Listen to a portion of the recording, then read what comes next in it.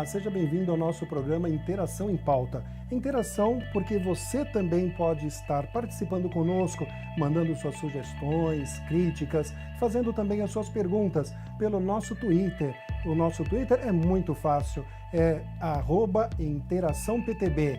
E hoje nós temos um tema muito importante que vai falar direto a você. Nós vamos estar falando do direito da família e principalmente do direito voltado ao divórcio. E para estar conosco falando, está o nosso convidado já nos nossos estúdios, Dr. Nelson Sussumo. Seja bem-vindo, doutor. Obrigado Dr. Nelson Sussumo, ele é advogado, presidente da Comissão de Direito de Família e Sucessões da OAB São Paulo, é professor de Direito Civil, de cursos preparatórios também para concursos públicos e também é professor de pós-graduação, doutor em Ciências Jurídicas e pós-doutor em Direito e autor também de diversos livros, não é isso? Sim, e faltou o diretor do PTB Oriental, né? Não posso esquecer, né? Principalmente é diretor do PTB Oriental. Seja bem-vindo. Tomou posse há pouco. Mais ou menos. Doutor, antes de se precipitar a um casamento, nós temos visto que precisamos pensar bem, porque o divórcio nem sempre acaba com as ansiedades. Muito pelo contrário, é muito bom e é importante também nós estarmos informados a respeito de divórcio. Eu gostaria, para que a gente possa estar começando este nosso bate-papo, vamos falar sobre o divórcio, como se dá, quais são os caminhos para o divórcio? Bom, primeiramente, muito obrigado pelo convite que eu tive aí por você, Celso, e é um prazer estar falando com todos aqui, principalmente para toda a população, né, que vai estar aí postado, né, no YouTube, no canal da TV PTB, e é importante esclarecer, né, as questões de direito de família, principalmente porque todo mundo passa por isso, né? Não divórcio, né? Mas cada vez mais as pessoas estão passando pelo divórcio, né? Infelizmente, a gente fala infelizmente porque é uma família que está sendo separada, né? Sendo tirada aí da parte familiar. Mas às vezes é uma origem de uma nova família também, né? Muitas vezes. Mas o divórcio hoje ficou mais simples, né? Não existe mais aqueles prazos para o divórcio que antigamente existia. A partir da emenda constitucional 66 de 2010, né, acabou encerrando os prazos. Antigamente tinha que ter 2 anos separado de fato para você propor o divórcio direto ou 1 ano separado judicialmente para propor o divórcio indireto, né? Então, para divorciar tem que ter esses prazos antigamente. Hoje não precisa mais, desde 2010. Você pode casar hoje e divorciar amanhã. E aí nós temos 2 situações hoje que nós podemos caminhar.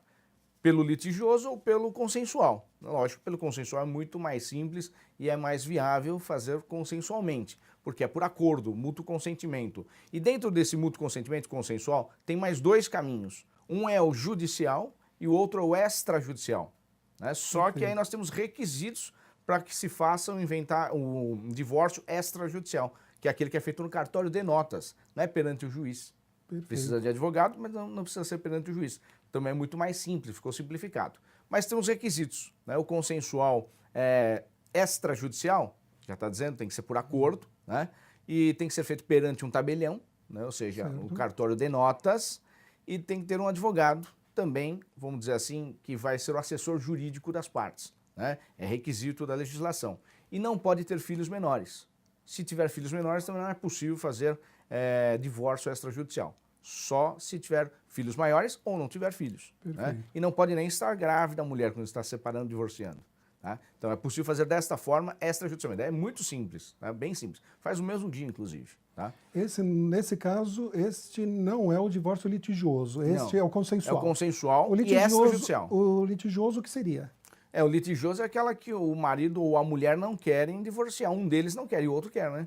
Um quer e o outro não quer. Aí é preciso fazer judicial, não há como fazer consensual, né? Ou seja, de forma extrajudicial, tá? Então, os 2 caminhos que nós temos do consensual é o extrajudicial e o outro seria o judicial, tá? Mas o judicial, que é perante o juiz, de forma consensual, também é simples. Por exemplo, eles querem divorciar consensualmente, mas têm filhos menores, não dá para ser feito via extrajudicial, mas tem que ser feito via judicial. Nesse caso, é necessário também compor tudo, né? Quando é consensual, compor, se tiver filhos menores, guarda, visitas, pensão alimentícia e pensão alimentícia entre as partes também. Então é necessário você inserir toda essa pauta para fazer consensual, tá? Perfeito. Consensual judicial. E o litigioso, que é sempre judicial, aí não precisa estar inserido tudo. Você pode propor as ações de divórcio, depois pode propor ação de partilha, se quiser, depois pode propor ação de alimentos, pensão alimentícia, se quiser, guarda, visitas, tudo separado, tá? É lógico que muito mais simples se procurar um advogado, né, especialista na área, ele vai indicar que se for propor o divórcio litigioso, já dá para pedir guarda, visita e alimentos, tudo junto, né? E a partilha dos bens. Só pensão alimentícia que o procedimento ele é diferenciado, tá? Então é um procedimento especial para a pensão alimentícia. O juiz, muitas vezes, ele indefere pedir alimentos no próprio divórcio, quando é litigioso. Então vai ser ramificado, ou seja, vai fazer o divórcio e depois a ação de alimentos, ou ação de alimentos depois do divórcio. Dentro da sua experiência, o que é mais indicado hoje? Tentar um consenso antes de chegar ao juiz ou partir para o litigioso? Então, é sempre importante o consenso, né? É. Sempre importante o consenso. Até o advogado que recebe os clientes é o primeiro a pensar em fazer consensual, né? É muito melhor. Mas, às vezes, você está vendo que o consenso não é tão consensual assim, né? Estão fazendo porque teve que fazer na hora. E aí as cláusulas não são bem feitas, pode trazer outro problema lá na frente, entrar com outras ações na frente. Então não adianta muito também, né? Mas lógico, sempre é o melhor consensual. Hoje até nós temos um instituto aí da mediação, né, e conciliação, que tem profissionais especializados nessas áreas que fazem com que as partes cheguem num consenso, num acordo, né? Nesse momento que nós estamos falando de divórcio, nós já começamos a pensar também na guarda dos filhos? Sim, se for um divórcio consensual, precisa falar sobre a guarda já. Tá. Com quem vai ficar guarda e quem vai ter visitas e pensão alimentícia, né? É necessário falar, não tem jeito. A partilha dos bens é possível fazer depois, que hoje o Código Civil permite fazer a partilha posteriormente ao divórcio, tá? Mas se for consensual, precisa mencionar tudo. Se for litigioso, não, você só entra com o divórcio se quiser. E nesse momento também já se decide a respeito de visitação? Tudo. Quando se fala em guarda? Sim, se for consensual, tem que falar tudo, né? Tá. Então você decide sobre o divórcio, sobre a guarda, sobre a pensão alimentícia e as visitas, tudo. Outra coisa, no caso de filhos maiores, essa é uma pergunta, inclusive, que nós temos ouvido muito. Tem pensão?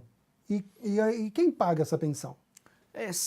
A pensão ela é devida sempre, né? Desde que você mostre a necessidade. Mesmo para os filhos maiores? Mesmo os filhos maiores. Tá? Até que idade? Normalmente não está na lei isso. Tá? Vai até os 18 anos, em razão de que o poder familiar está extinto. Mas não está escrito no Instituto da Pensão Alimentícia, ou dos alimentos, que a gente chama de alimentos, não está escrito que lá até a idade de 18 anos, não.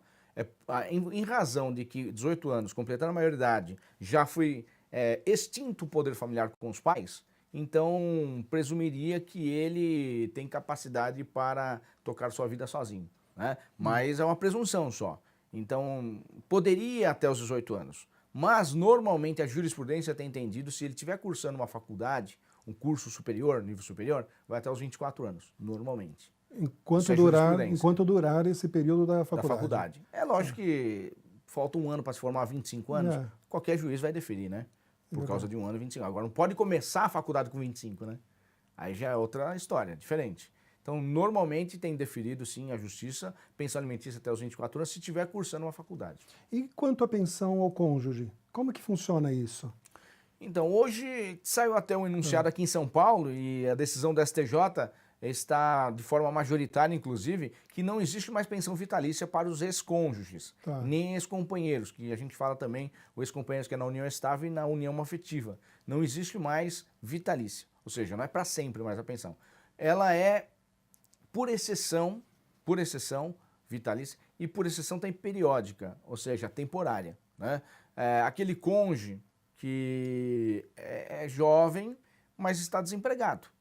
Então, muitas vezes o juiz vai arbitrar aí um período para até ele se recolocar no mercado, né? Então, 1 ano, 2 anos, depende da situação da pessoa, né? Entende-se sempre que é o homem que tem que pagar, no caso, para a esposa.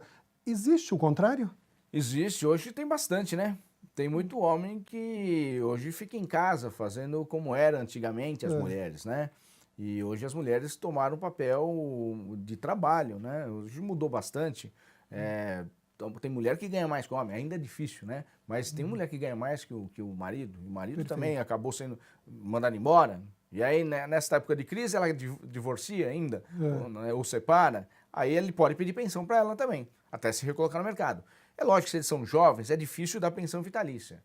Vai dar aí 1 ano a 2 anos, pelo menos aí, no máximo, vamos dizer, 2 anos, um período de pensão alimentícia. Mas a regra é não ter. Os dois trabalham, não tem pensão, tá? Se for consensual, eu sempre falo, existem duas situações. Você pode colocar desistência ou renúncia da pensão alimentícia. Entre os ex-cônjuges, hein? A renúncia não pode ser feita para os filhos, que é irrenunciável os alimentos. Mas para os ex-cônjuges é possível, porque com o divórcio extinguiu-se o casamento. Portanto, é possível fazer renúncia entre os ex-cônjuges no divórcio de pensão alimentícia. Se renunciou, jamais poderão pedir pensão alimentícia entre eles. Tá? E se desistir, desistência recíproca dos alimentos, desistência por hora, hoje eu não preciso, mas amanhã eu posso pleitear. É uma segurança, né? Hoje eu não estou precisando, mas amanhã eu posso pleitear. Então pode ser colocar desistência, renúncia ou vai fixar pensão alimentícia. Um desses três tem que ter no consensual. Então, ainda pegando esse gancho que o senhor colocou, se houver, após o divórcio, um consenso entre o casal e eles se arrependerem, quiserem voltar atrás, como que fica essa situação? Já divorciaram e querem voltar a viver juntos? Só casando de novo. Tem que casar de novo. Casa de novo? Casa de novo. Por isso que o certo, né, que hoje acho que até o entendimento já está mais flexível, mas a partir da emenda constitucional 66 de 2010, que alterou o artigo 226, parágrafo 6º da Constituição Federal, que fala que o divórcio hoje é imediato, né, alguns entenderam que não existe mais separação judicial. E a separação judicial está no Código Civil, é um instituto do Código Civil, que eu sempre entendi que existe separação ainda. Tanto é que houve agora um julgado recente do STJ dizendo a mesma coisa, que existe a separação. Inclusive o CPC atual, 2015, constou ainda a separação. E a ministra Isabel Galotti foi acho que a última ministra que acabou decidindo sobre um assunto importante da separação do divórcio, que existe ainda a separação sim. Então, se o casal não está muito convicto que não vai voltar mais, aí é divórcio. Tá. Mas se ele tem, vamos dar um tempo, é melhor separação. Porque com a separação, ele não extinguiu o casamento. Ele pode reconciliar. Aí ele faz uma petição para o juiz, reconciliando, aí reconcilia. Só que fica averbada na certidão de casamento, hein? Fica então, lá separação e reconciliação. Então o ideal é partir para a separação, fazer não, uma experiência separada. Se não tiver convicto, né? É que hoje a maioria, infelizmente, separa porque já tem outra ou outra. Então, aí já não vai voltar. Então já está pensando, pensando em casar de novo. Futuro, então já vai divorciar mesmo. É difícil voltar. Mas existe casos que não é isso. Tem casos que realmente acho que sufocou o casamento, alguma coisa assim, e querem dar um tempo. Se for nesse sentido, eu achei importante até separar, né, e não divorciar, porque há a possibilidade de reconciliação. Mas 2010 até agora 2016, 2017 que teve um julgado importante do STJ falando que existe a separação ainda, mas os juízes não aceitavam a separação. Eles pediam para emendar inicial sob pena de extinção para constar divórcio. Né? Mas eu sempre entendi que tem que ter separação. Sim. Doutor, o senhor está falando que hoje os casais já partem para o divórcio, já vem determinado ao divórcio, não querem saber dessa separação, porque algo motivou. Sim. Dentro da sua experiência, o que é que está motivando o divórcio? Então, a maioria do divórcio litigioso, principalmente, né, que não é consensual, às vezes acaba virando consensual, é a traição mesmo. É a traição. Normalmente porque pegou o outro com outra pessoa. E os meios de comunicação têm influenciado muito? A maioria. Eu falo, é o WhatsApp. Eu falo, WhatsApp não é de Deus. Não é. Não é de Deus. É o que mais separa casal. É o que mais separa casal. É o WhatsApp. Hoje é o WhatsApp, né? Antigamente era... Começa com a identificação através do WhatsApp e depois... Porque as pessoas conversam, acabam, às vezes, trocando algum carinho, né? No próprio WhatsApp. Às vezes manda vídeo, né? Também. E aí acaba mostrando que realmente há uma traição, né? Dá a entender que há uma traição. E isso é um documento próprio para entrar no litigioso? É considerado uma traição virtual, inclusive. Né? Tá. Uma infidelidade virtual. Doutor, a respeito da partilha, já chegamos nesse momento do divórcio.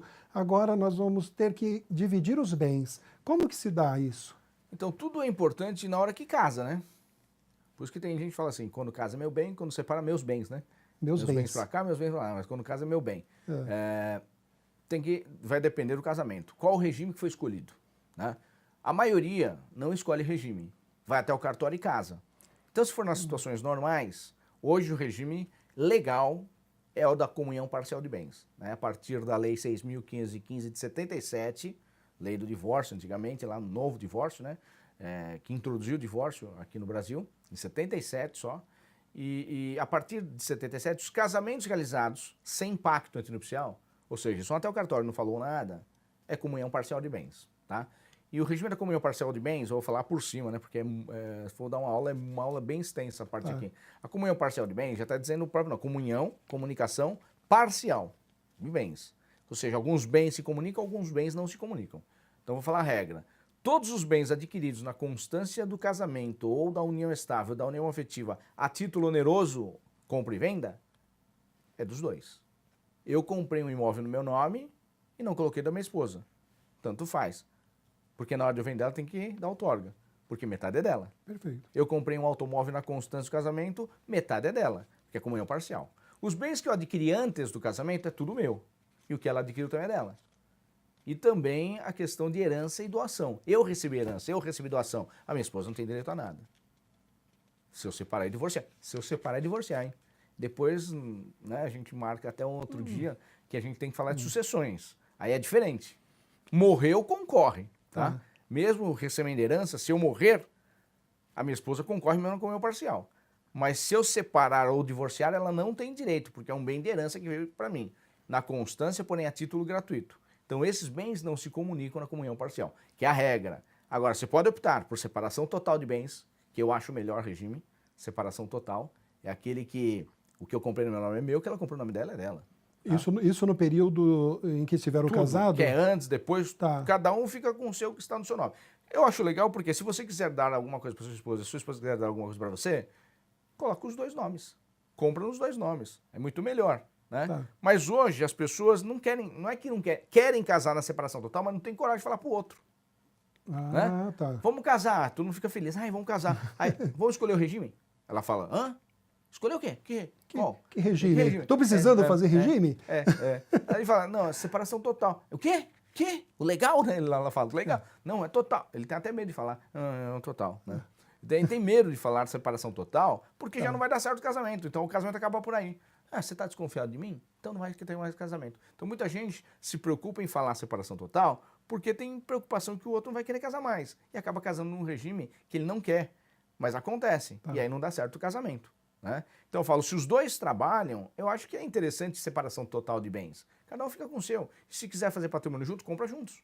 Nos dois nomes. Né? Mas a maioria não faz, é comunhão parcial. Tá? Então se quiser optar por um regime, separação total pode ser feito, mas por pacto antinupcial. Tem que fazer uma escritura pública lavrada perante um cartório de notas também. E o outro regime é participação final nos aquestos, mas esse regime já caiu em desuso, porque é um regime muito complexo e não se utiliza muito aqui no Brasil. Tá? Caiu já, desde 2002 já não existe mais. Existe, mas ninguém usa. Tá? E o outro regime é comunhão universal de bens, que esse é mais difícil ainda. Esse comunica tudo, até a sua herança, tudo. Tá? Então a maioria não vai optar por ele. Comunhão universal tem que fazer pacto antinupcial hoje também. Que antigamente, antes de 77, era o legal. Hoje não. Hoje comunhão universal de bens é opcional, precisa fazer pacto antinupcial. Então vai depender do regime de bens do casamento para saber que patrimônio pertence a cada um na hora da separação ou do divórcio. Quando a gente fala em divórcio e separação, divórcio, se pensa nas custas. É caro divorciar? É difícil financeiramente? Então, se for com patrimônio, aí tem uma tabela. Se for judicial, né? Tem uma tabela. Aqui no estado de São Paulo, cada estado tem sua tabela, né? O estado aqui tem a lei, a lei 11.608, lei estadual, tá? De São Paulo, 11.608 de 2003. Cada estado tem, só que vai para o Brasil todo. Então, cada estado tem sua lei de custas, né? Aqui em São Paulo não é tão barato não, né? Porque assim, é uma escala que ficou. Bens até 50 mil, recolho 10 UFESPs. De 50 mil e 1 a 500 mil, recolho 100 UFESPs. A UFESP é 25 e pouco, né? Já vai virar agora o ano, tá? E de 500 mil e 1 a 2 milhões, 300 UFESPs. de 2 milhões e 1 a 5 milhões vai pagar 1.000 FESPs. E acima de 5 milhões vai pagar 3.000 FESPs, é o teto. Tá? 3.000 FESPs dá 75 mil aproximadamente. Tá? Então, um casal que não tenha patrimônio, aí é simples, 5 FESP que custa judicialmente. 5 FESP hoje dá o quê? 125, né? 125 reais mais ou menos. Tá? E se for no cartório extrajudicial, mais ou menos uns 300 e pouco. Ok, doutor. Infelizmente o nosso tempo já se esgotou, estamos correndo para o final do nosso programa, mas eu gostaria que o senhor deixasse uma mensagem para o nosso público. Bom, fiquei muito feliz, né, de ser convidado, estar aqui. Espero que tenha colaborado, né, com todos vocês que estão passando por essa situação de divórcio ou gosta do assunto, né, do direito de família, que é importante. Eu acho que você precisa consultar o seu advogado sempre, né, antes de fazer qualquer coisa, porque realmente, às vezes você acaba fazendo alguma coisa que não deve e depois para consertar fica difícil. Tá? Mas agradeço aí a todos, né, por ter assistido esse programa. Muito obrigado. Agradecemos a você que acompanhou o nosso programa e se você gostou, curte lá no nosso canal, programa Interação em Pauta e não deixe de se inscrever. É muito importante que você se inscreva em nosso canal e logo nós estaremos com um novo programa conversando com o Dr. Nelson Sussumo a respeito de pensão alimentícia.